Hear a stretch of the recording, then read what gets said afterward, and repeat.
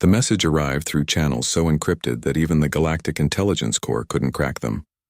Zixathera's 6 arms moved in perfect synchronization across the holographic interface, each claw reading a different data stream. The contract details materialized in the air like ghostly fire. Target: Ambassador Kira Chen. Human. Age: 42 standard cycles. Mission: eliminate before the threshold peace accords. Payment: 50 million credits. Zixathera's mandibles clicked, in what passed for laughter among the Vextai. 50 million credits for one soft-skinned biped? The client either had more money than sense, or humans were even more pathetic than the stories suggested. The assassin's reputation hadn't been built on easy kills, but credits were credits. The research phase began immediately. Zixathera's claws danced across data feeds, pulling intelligence reports from across the galaxy. Humans had only joined. The galactic community 3 cycles ago, emerging from their little blue world like children stumbling into traffic. They called themselves Earth natives, though every civilized species knew the proper designation. Deathworld Classification 7. The classification should have been the first warning. Standard gravity on human worlds measured 1.2 times galactic norm. Their atmosphere contained 21% oxygen, a concentration that would give most species hyperoxia within minutes. The planet's weather patterns included something called hurricanes that generated winds capable of leveling cities. And somehow, impossibly, humans had not only survived this nightmare world but thrived on it. Zixathera pulled up biological scans. Human bone density exceeded most spacefaring species by 30%.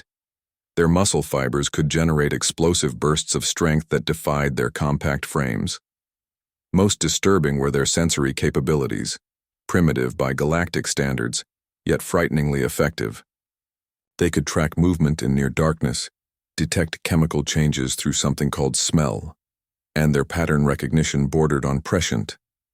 But they looked so fragile. The assassin studied footage of Ambassador Chen during previous negotiations. She moved with fluid grace, her pale skin unmarked by the ritual scarification that denoted warrior status among civilized races. Her hair fell in dark waves around shoulders that seemed barely capable of supporting combat armor. When she smiled, which she did often, it revealed small white teeth, nothing like the razor-sharp mandibles or crushing molars that marked true predators.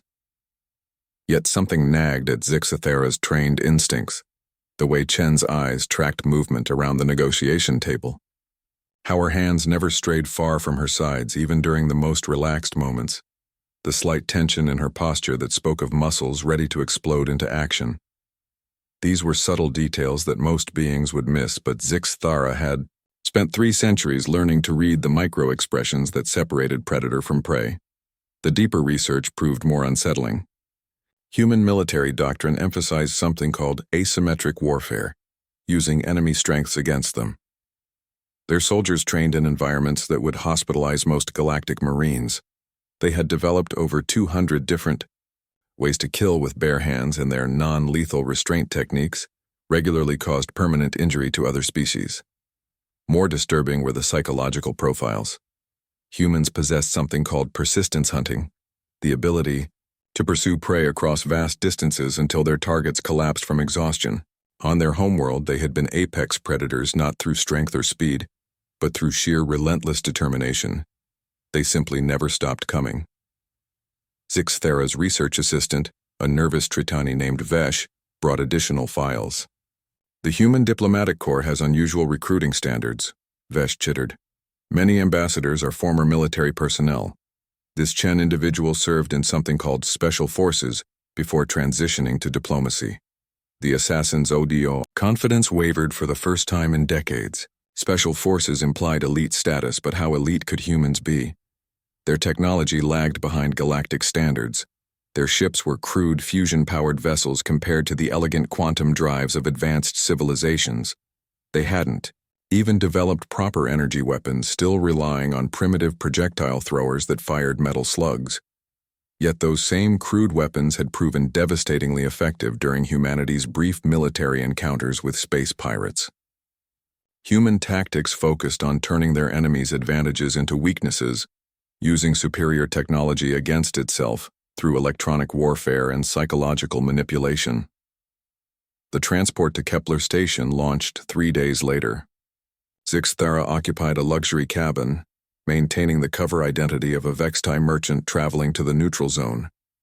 The ship's cargo holds carried enough legitimate trade goods to satisfy any inspection, while hidden compartments concealed the tools of assassination, molecular disruptors, neural toxins, and gravity manipulation devices. As the station grew larger in the viewport, Zixthara reviewed the mission parameters one final time. Ambassador Chen would attend the opening ceremony in 6 hours. Security would be standard diplomatic protocols, energy barriers, scanner sweeps, and armed guards from 3 different species. Nothing that a professional couldn't handle. The station's docking bay bustled with activity as delegates from dozens of worlds prepared for the historic accords. Zixthara's enhanced vision cataloged potential escape routes, security blind spots, and weapon caches. Everything appeared perfectly normal for a high-level diplomatic gathering. Everything except the strange tension in the air whenever humans were mentioned, and the way even hardened security personnel seemed to unconsciously step back when human delegates passed by. The ceremonial hall gleamed under artificial starlight as delegates from 47 worlds gathered for the opening reception. Zixthara moved through the crowd like liquid shadow, 6 arms maintaining perfect balance while scanning for the target. The molecular disruptor felt cold against the assassin's lower thorax, its weight reassuring and familiar. Ambassador Chen stood near, the center of the room, engaged in animated conversation with a delegation of crystalline beings from the Andorian collective. She wore a simple black dress that seemed almost primitive compared to the elaborate ceremonial armor and bioluminescent displays of other diplomats. Her hands moved gracefully as she spoke, and that same unsettling smile played across her lips. Zixthara had planned this moment for weeks. The neurotoxin coating the microdart would penetrate human skin and shut down their nervous system within seconds. Even if Chen somehow survived the initial dose, the secondary compounds would cause complete organ failure. No antidote existed in known space.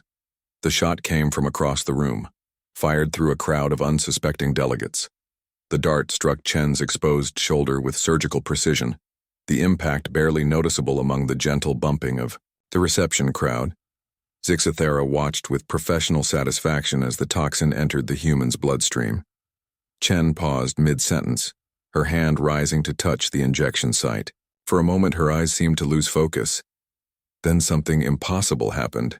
She smiled, not the polite diplomatic expression she'd worn all evening, but something altogether different.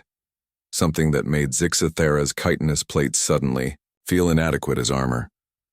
Chen's pupils dilated and she turned slowly, scanning the crowd with the methodical precision of a predator who'd just caught a familiar scent. The neurotoxin should have dropped her within 30 seconds. Instead, Chen excused herself from the conversation with casual politeness and began moving through the crowd. Her gait had changed, no longer the measured steps of a diplomat, but the flowing, economical movement of something built for hunting. Zixthara retreated toward the service corridors, mind racing. Human physiology was supposed to be vulnerable to the standard toxin cocktail. The research had been thorough, the chemical analysis perfect. Yet Chen not only remained conscious but seemed to be tracking the assassin through sheer instinct. The service corridor stretched ahead in familiar patterns. Zixthara had memorized every junction, every access panel, every escape route.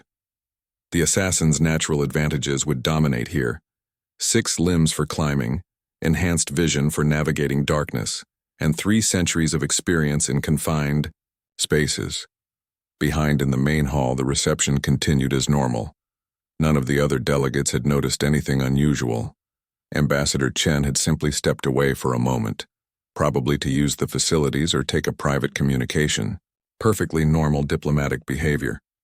Except Chen hadn't gone to the facilities. She'd followed Zixthara into the service areas.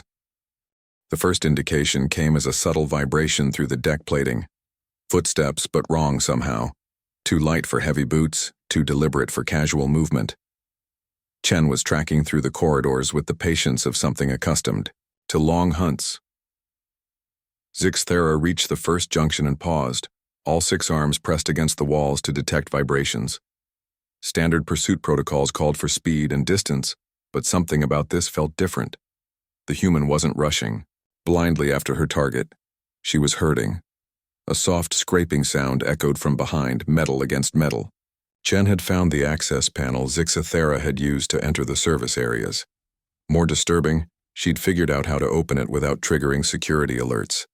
The sound pattern suggested she was examining the mechanism, learning its operation, through touch and experimentation. How did a diplomat develop those skills? Zixthera moved deeper into the station's infrastructure, seeking the maintenance shafts that connected different sections.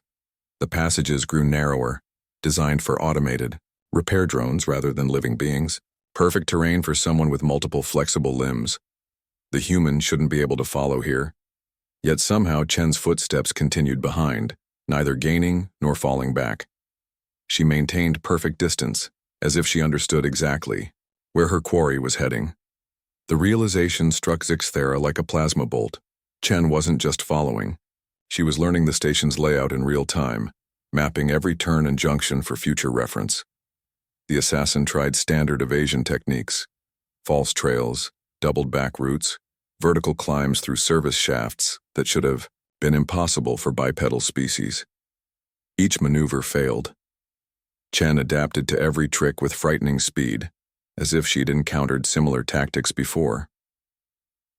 In the narrow maintenance tunnel leading to Section C, Zixthera finally heard the human's voice for the first time since the injection. It drifted through the ventilation system, calm and conversational. "I know you can hear me," Chen said, her words carrying clearly through the metal corridors. The toxin was clever. Triphasic neurological inhibitor with a cellular breakdown chaser. Would have killed most species in under a minute. Zixthera's claws scraped against the tunnel walls. How did she know the toxin's composition? The thing about humans, Chen continued, still tracking through the passages, is that we've been poisoning ourselves for fun since we discovered fermentation. Our livers process toxins that would flatline a Regellian in seconds. Plus, I've been building up immunity to standard assassination cocktails for about 15 years now. Occupational hazard. The words carried an undertone that made Zixthera's survival instincts scream warnings. This wasn't a desperate diplomat trying to escape. This was something else entirely. Something that had been pretending to be harmless right up until the moment it no longer needed to. Behind her, Chen's footsteps continued their relentless, patient rhythm. Never faster, never slower. Just following, with the mechanical precision of something that had all the time in the world, and absolutely no intention of giving up. The maintenance shaft stretched ahead in darkness, but Zixthera's heat-sensitive vision painted everything in clear thermal signatures. The assassin had reached the station's central hub, where massive power conduits fed energy to life support systems. This was familiar territory, industrial spaces where superior agility and multi-limb coordination provided overwhelming advantages. That confidence lasted exactly 17 minutes. The first trap appeared as Zixthera rounded a corner toward the primary coolant junction. A section of deck plating had been carefully loosened, creating a pressure-sensitive trigger. When the assassin's weight hit the weakened area, the plate tilted downward, revealing a 3-meter drop into a tangle of superheated plasma conduits. Zixthera's reflexes saved the assassin from a painful death, but barely. 6 arms grabbed frantically for handholds while the loosened plate clattered into the energy stream below, vaporizing instantly. The trap had been constructed in minutes using nothing but station materials and basic physics. How had Chen gotten ahead to set this up? The answer came as movement flickered in Zixthera's peripheral vision. The human hadn't just followed through the maintenance tunnels. She'd used the station's emergency access ladders to move vertically between levels, cutting off potential escape routes while the assassin crawled through horizontal passages. Chen had turned Zixthera's careful route planning into a predictable pattern. More disturbing, she'd done it silently. Zixthera pressed against the tunnel wall, all 6 limbs spread wide to distribute weight across safer structural points. Somewhere, in the darkness ahead, Chen was waiting. The human's thermal signature should have been visible, but the station's ambient heat from power conduits created too much interference. A soft metallic ping echoed through the passage. Then another. Chen was tapping against the tunnel walls, in a steady rhythm, the sound carrying through the metal structure. At first it seemed random, but Zixathera's trained hearing detected a pattern. The human was mapping the entire section through acoustic analysis, using sound reflection to identify hollow spaces, structural weak points, and hidden passages. It was a technique Zixathera had never encountered before. The assassin tried to move silently toward what appeared to be a clear exit route. The passage led to an intersection where 4 different maintenance shafts converged, offering multiple escape options. Perfect tactical positioning for someone with superior mobility. The section of tunnel exploded inward as Zixathera reached the midpoint. Chen had rigged an improvised shaped charge using power cell components and metal plating. The blast wasn't intended to kill. It was designed to funnel debris in a specific direction, creating a barrier that blocked 3 of the 4 exit routes while leaving the 4th mysteriously clear. Zixathera took the obvious path because there was no choice. The clear route led directly into Chen's waiting position.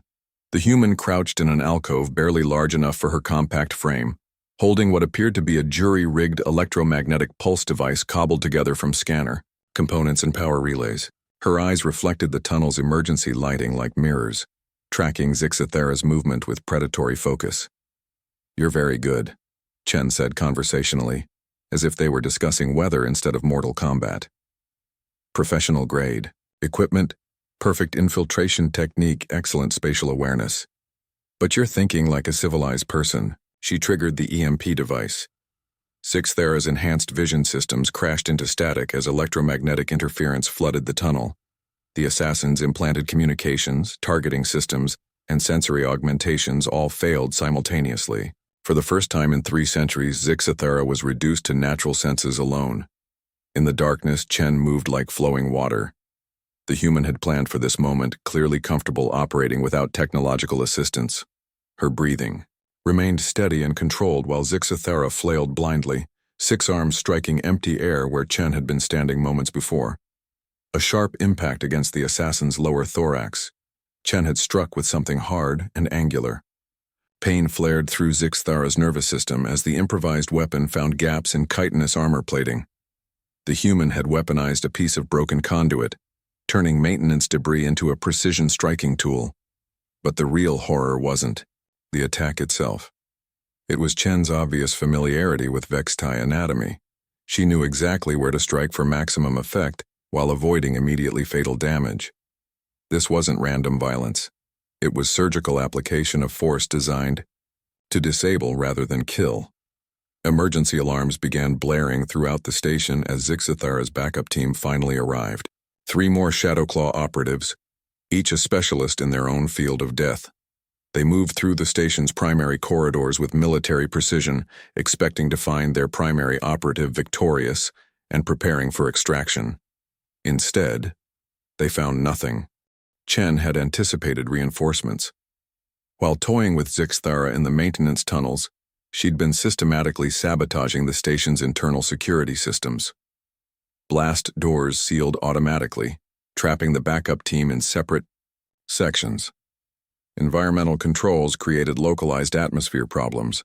Nothing fatal, but enough to disorient species adapted to specific gas mixtures. The first specialist, a Corvani stealth expert, died when a section of corridor flooring gave way beneath him. Chen had weakened the structural supports with precisely applied heat from redirected power conduits. The Corvani's natural camouflage abilities proved useless against gravity and superheated metal. The second operative, a cybernetic weapons specialist from the Terminus systems, found his high-tech arsenal neutralized by systematic electromagnetic interference. Chen had turned the station's own power grid into an area denial weapon, creating fields that disrupted advanced electronics while leaving basic systems functional. The third assassin simply vanished. Security footage showed him entering a maintenance section and never emerging. Hours later, station personnel would find him unconscious in a supply closet, his memory completely blank about the preceding events. Medical scans revealed no physical trauma, just evidence of precisely applied pressure to specific nerve clusters. Back in the maintenance tunnels, Zixathara began to understand the terrible truth. Humans didn't just survive their death world, they'd internalized its lessons. They were persistence hunters on a galactic scale, capable of turning any environment into hunting grounds. Chen wasn't just defending herself, she was systematically dismantling an entire assassination team using nothing but improvised tools and environmental awareness. The human's voice drifted through the darkness again, calm and patient as before. "Your people study war as an intellectual exercise," Chen said. "Humans grow up playing games that would traumatize most species. By the time we reach adulthood, we've already learned that everything around us can be either a weapon or a trap, depending on how creative we get." Zixathara's enhanced systems slowly rebooted, thermal vision flickering back online. The assassin was alone in the tunnel. Chen had vanished again, leaving behind only the scent of human sweat and the growing certainty that this hunt had become something far more dangerous than anyone in the Shadowclaw Syndicate had ever imagined. Zixathara's back pressed against the cold metal of the station's central core, 6 arms trembling with exhaustion. The assassin had been running for 8 hours straight, pursued through every corridor, every maintenance shaft, every possible hiding place. Chen's relentless footsteps echoed somewhere in the darkness behind, never hurrying, never stopping. Yamat, realization hit like a plasma bolt to the thorax. There was nowhere left to run. The central core housed the station's main computer systems, surrounded by a maze of data conduits and processing nodes. Massive cylindrical structures hummed with power, their surfaces covered in warning symbols that most species couldn't even read. This was supposed to be the perfect final stand, a location where superior technology and multiple limbs would provide decisive advantages. Instead, it felt like a tomb. "You can come out now," Chen's voice carried clearly through the mechanical noise. "We need to talk." Zixathara's claws scraped against metal as the assassin pressed deeper into the shadows. Every instinct screamed to keep running, but there was nowhere left to go. The central core was a dead end, surrounded by energy barriers that would fry anything that tried to pass through them. Chen stepped into view with casual confidence, no longer bothering to hide her approach. She'd removed her diplomatic jacket sometime during the chase, revealing a simple black shirt that showed surprisingly well-developed muscle definition. Her hands hung loose at her sides, but Zixathara noticed how her fingers stayed curved, ready to grab or strike at a moment's notice. "Your employer is Valdris Corporate," Chen said matter-of-factly. "They hired the Shadowclaw Syndicate to eliminate me before the peace accords could be signed. The contract was issued 43 hours ago through encrypted channels, with payment routed through 17 different shell corporations." Zixathara's mandibles clicked in shock. That information was buried under layers of security that even galactic intelligence agencies couldn't penetrate. How did a human diplomat access classified Syndicate data? "Oh, I didn't hack your systems," Chen continued, reading the assassin's expression with disturbing accuracy. "I've been tracking Valdris Corporate for 6 months. They've been funding destabilization efforts across 3 sectors, trying to prevent humans from establishing trade relationships that would compete with their monopolies." She stepped closer, and Zixathara noticed something terrifying in those deceptively soft human eyes. No fear, no uncertainty, just the cold calculation of someone who'd been planning this confrontation from the beginning. "The thing about humans," Chen said, settling into a comfortable crouch that somehow managed to look both relaxed and ready for violence, "is that we don't really distinguish between games and training.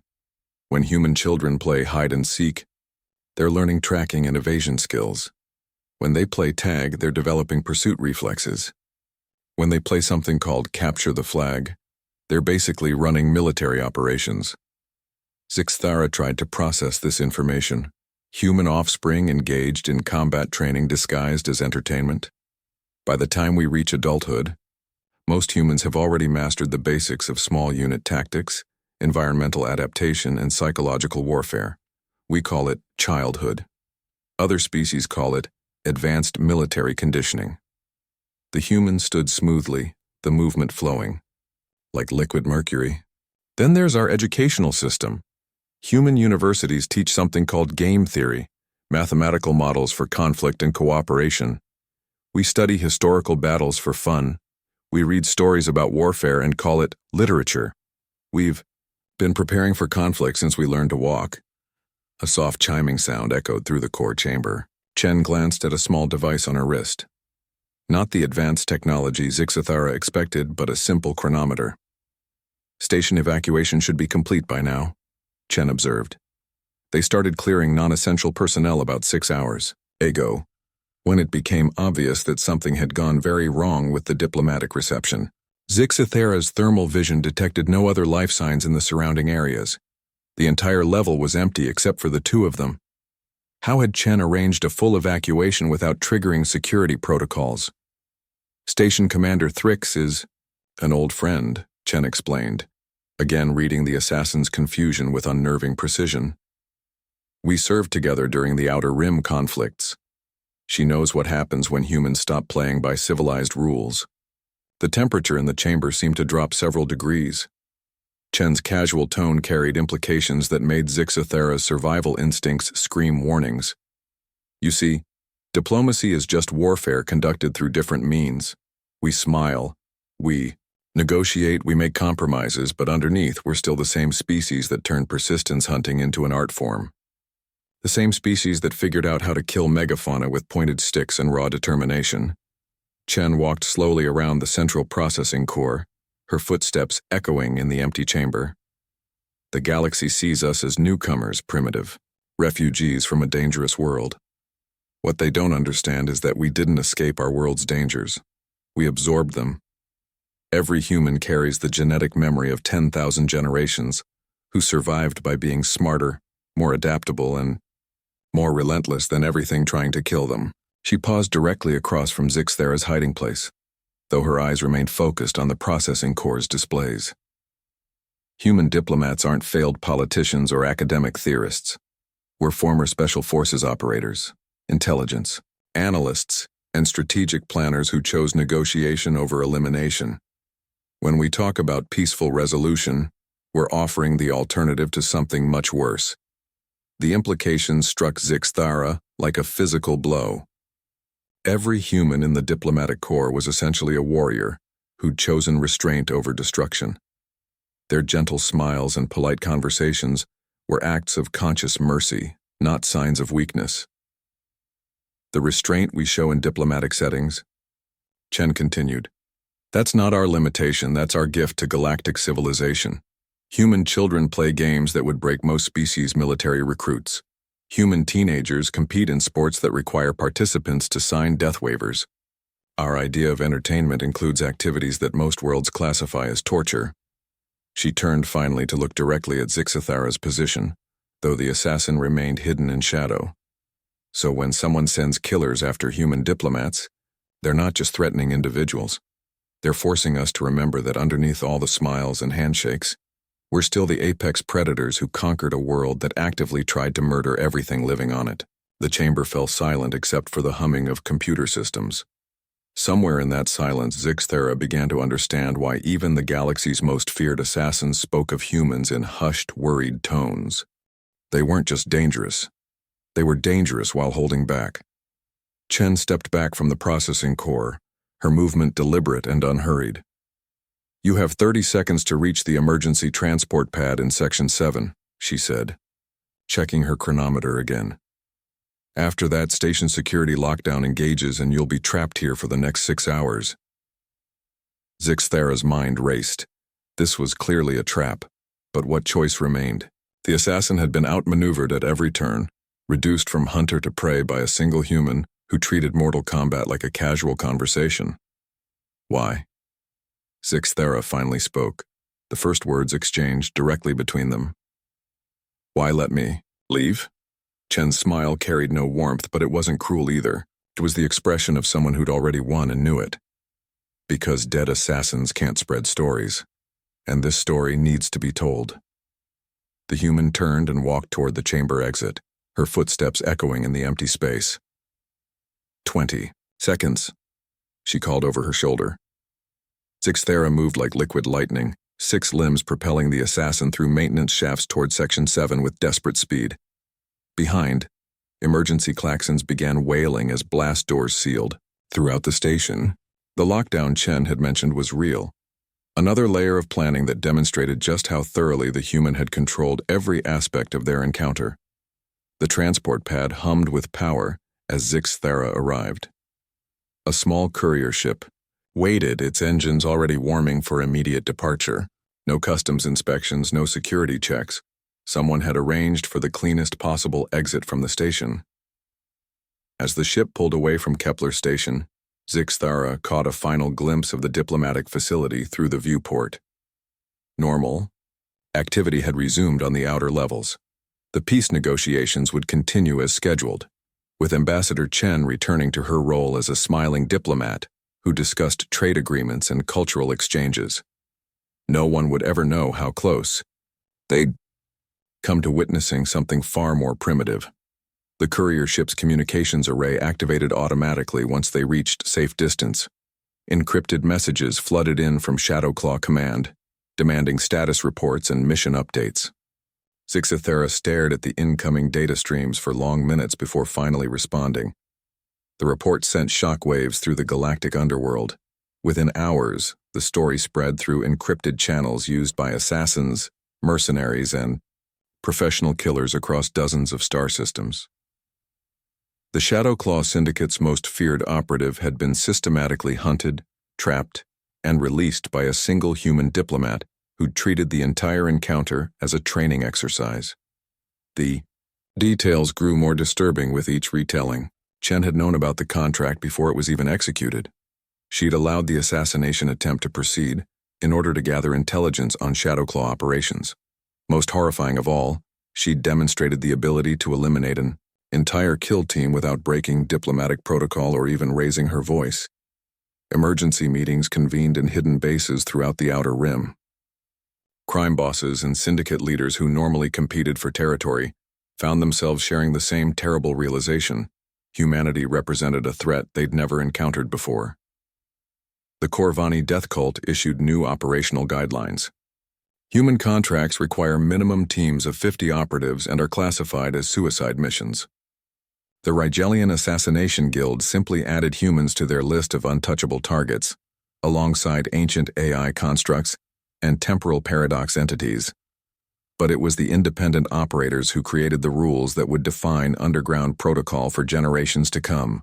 Never hunt humans on their terms became standard doctrine, after analysis of Zix Thera's encounter revealed how thoroughly Chen had controlled the battlefield.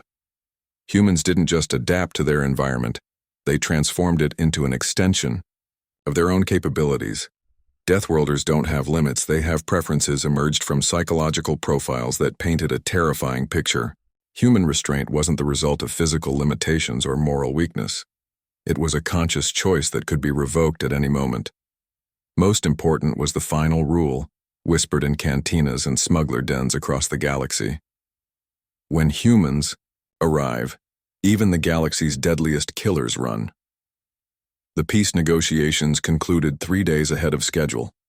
Delegates who'd planned to drag discussions out for weeks suddenly found themselves eager to reach agreements. The Valdris corporate representatives, in particular, seemed remarkably cooperative about trade concessions and territorial disputes. Ambassador Chen maintained her diplomatic smile throughout the proceedings, discussing agricultural tariffs and shipping lane regulations with the same patient attention she'd shown while hunting trained killers through maintenance tunnels. Other delegates noticed how she never seemed to lose track of anyone's position around the negotiation table, and how her questions revealed suspiciously detailed knowledge of each faction's military capabilities and economic vulnerabilities. The final accords were signed in a ceremony broadcast across the galaxy. News reporters praised the diplomatic breakthrough and the skilled negotiations that had brought together so many different species in peaceful cooperation. None of them mentioned the real reason for the agreement's success. 6 months later, Zix Thera received an encrypted message through channel so secure that only 3 beings in the galaxy knew they existed. The communication contained no threats, no demands, just a simple status update from Ambassador Chen. The message included casualty reports from recent conflicts involving human military forces, pirate fleets that had vanished without trace, smuggling, operations that had simply stopped existing, criminal organizations that had dissolved overnight after crossing human trade routes. The attached data painted a clear picture. What Chen had demonstrated on Kepler Station wasn't the exception among humans. It was the standard. The message ended with a single line that would haunt Zixthara's dreams for years to come. The diplomatic corps sends its regards. In the depths of space, assassination contracts targeting humans remained unposted on every major bounty board. Crime syndicates updated their operational manuals to classify human systems as no-fly zones. Mercenary companies restructured their insurance policies to exclude any mission involving Earthborn personnel. The galaxy had learned its lesson. Humans might wear the mask of civilization, but underneath, they remained what their homeworld had forged them to be: persistence hunters, who never stopped, never gave up, and never forgot, and now everyone knew it.